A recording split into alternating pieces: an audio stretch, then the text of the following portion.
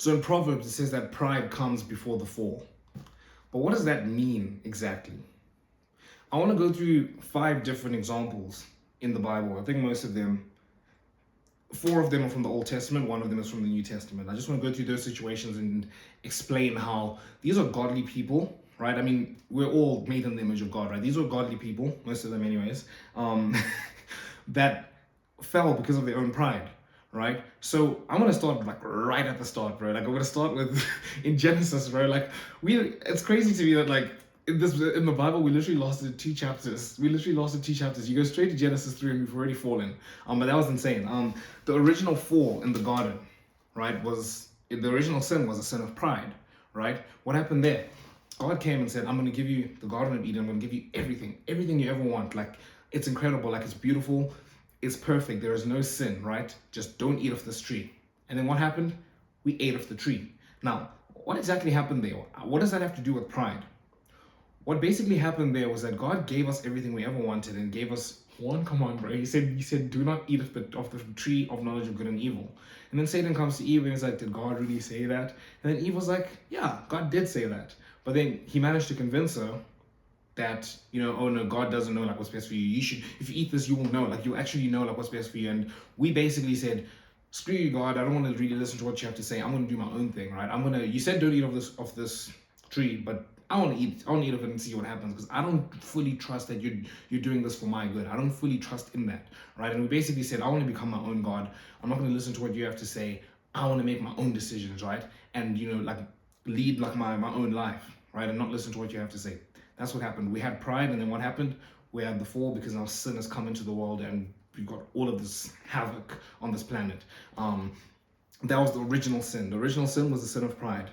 Then I want to jump to the New Testament, then I want to come back to the Old Testament. I want to speak about Peter. Peter is just, I think Peter and the disciples and just a lot of the characters in the Bible in general, like they do remind us a lot of ourselves.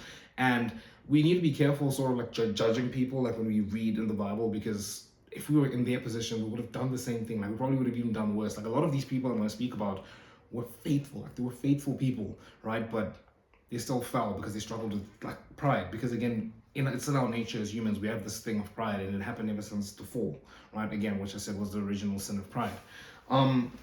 Peter was faithful, bro. Like Jesus loved him. Like he was very faithful. Like you think even I like to skip to like towards the end, when Jesus says to Peter, get behind me, Satan, right? Like it was literally moments after Jesus had asked Peter, who are you? Who am I to you, right? And Peter was like, I believe you are the Christ. And Jesus was happy with him. He was like, you are so faithful and everything. And 2 minutes later, Jesus is like, oh, I'm going to go die. And then I'm going to have to die. And Peter's like, no, I will not let that happen, right? And it comes from a place of passion, but it is also prideful. Like, you've just acknowledged he's God. But now you're saying, he said something. And you're like, no, that can't happen, because that doesn't make sense to me. I won't let that happen. What do you mean you won't let that happen? He's God. He literally said, I have to die. And you're like, no. Right? Like that's us with having pride. But I want to speak about like walking on water, the walking on water thing, right? Like when Jesus was walking on water towards the boat, and Peter's like, if it's really you, like give me like the power to like walk on this water, right? And again, that takes a lot of faith, bro. Like man saw Jesus, he was like, if it really is you, I know you can make me walk on this water just like you, right? And he got on the water and he was walking, right? And he was walking, like that's incredible faith. But then what happened? He took his eyes off Jesus. He took his eyes off God and started trying to rely on his own strength. He started panicking, and then he fell. Like he fell in the water. Again, another classic example of pride comes before the fall. Because again, pride is when you stop relying on God's strength and you start relying on your own. You start thinking you know better than him, right? Because again, it's just in our nature. But that's an incredible show of like, he had enough faith to say, Jesus, you will give me the strength to like walk. You will give me the power. If you say I can walk on this water, I can walk on this water. That's incredible faith. But literally seconds later, he's falling because he's taken his eyes off God. I think that's why it's important for us to keep our eyes on God. And the next one I want to go to is David, King David. King David is just an incredible case study. Like he just always is. Like I love, like he's my favorite character in the Bible. And the reason he's my favorite character in the Bible is because I think he was described as a man of stature. So he was like this like Adonis looking figure.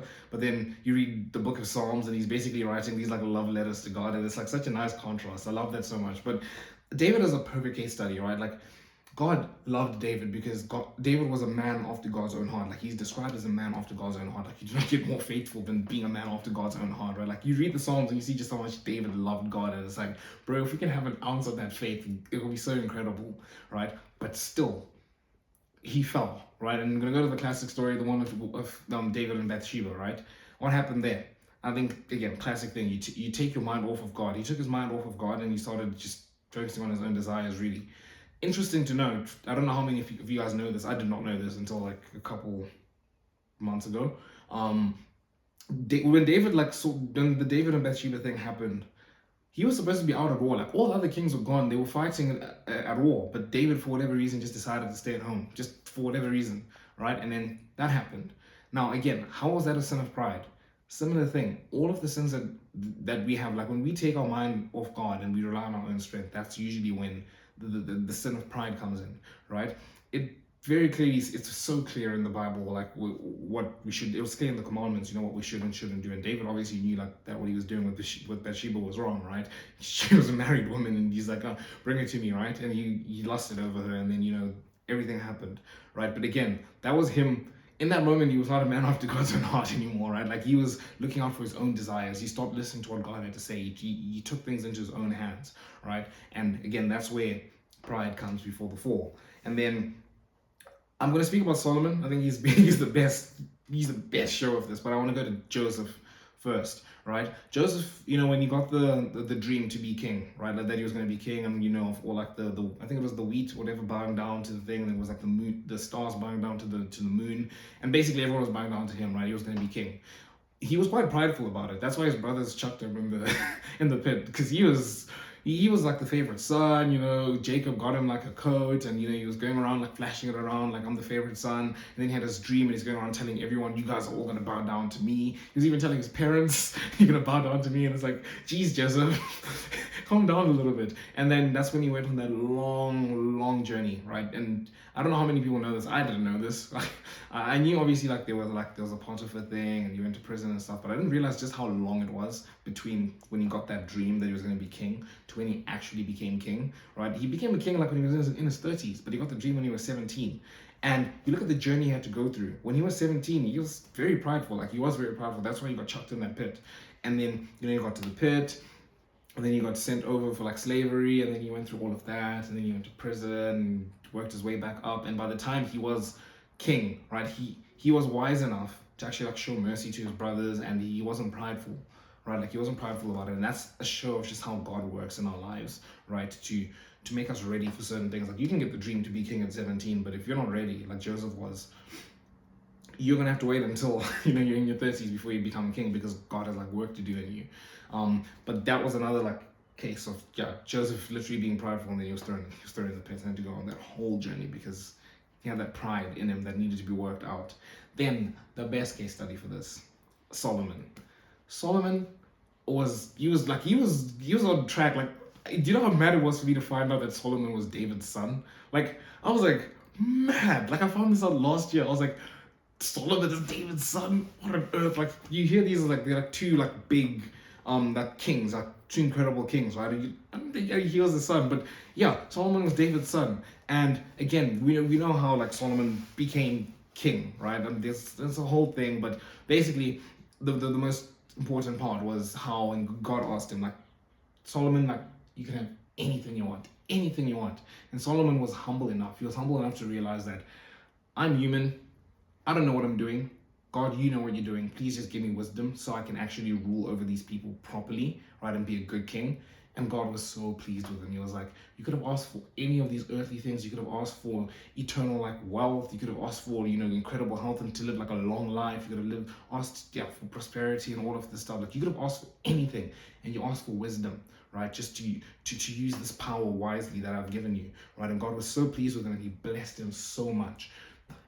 But Solomon fell into, the trap of being like 700 wives, right? And God, like, he did warn him. He was like, stop taking on these foreign women as wives, because they're going to turn your heart away from me towards their gods. And what did Solomon do? He did not listen. Why didn't he listen? Because he thought he knew better than God, right? That Solomon that was humble enough to ask God for wisdom, he was gone in those moments, right? He was like, I think I can handle it, right? Like I think I have enough strength to to ignore what God is saying. God is telling you, I am telling you, if you take on these foreign women as wives, they're going to turn your heart away from me to their pagan gods, right? He's telling you, and you're like, I think I'll be fine. Like that's literally what happened if you put it in basic terms, right? And what happened? His heart got turned away from God, and literally, if it wasn't for the, I remember reading this in which book was it? I don't remember which book it was, but I remember reading about this, and the only reason like Solomon ended up he wrote Ecclesiastes and everything, and like it's an interesting book, and again it's towards the end of his life when he realizes that like all this stuff doesn't mean anything, right? But he didn't live like a good life at the end. I mean, he obviously still had this wealth and everything, but like his mentality was gone, bro. Like he was gone. And the only reason God didn't take away, he was gonna punish all of Solomon's like next generations. He was gonna do that. The only reason he didn't do it completely was because he promised David. He promised King David that you're gonna have a king in place for a long time, right?